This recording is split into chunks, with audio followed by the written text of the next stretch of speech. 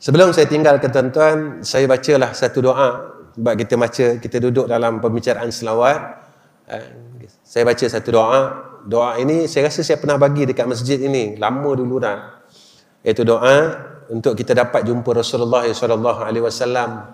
Tuan-tuan, satu nikmat yang di antara nikmat yang besar lah dalam hidup kita. Orang yang boleh, orang yang dapat, tuan-tuan, menatap wajah Sayyidina Rasulullah Muhammad SAW.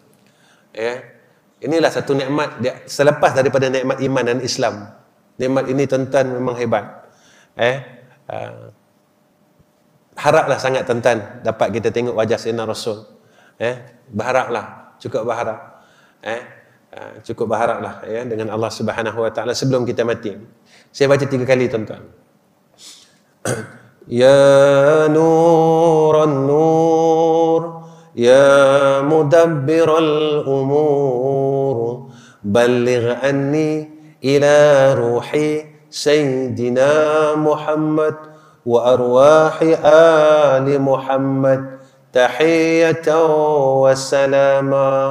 Ya Nuran Nur, Ya Mudabbiral Umur, Balligh anni ila ruhi Sayyidina Muhammad wa arwahi ali Muhammad tahiyatan wa salama.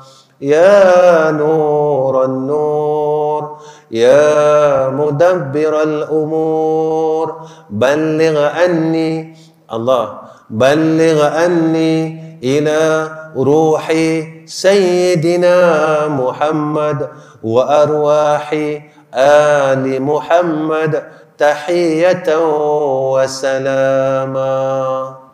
Tuan-tuan bacalah lepas sembahyang, tuan-tuan nak tidur. Mudah-mudahan satu hari Allah makbulkan doa kita dan Allah jumpakan kita dengan Sayyidina Rasulina Muhammad sallallahu alaihi wasallam.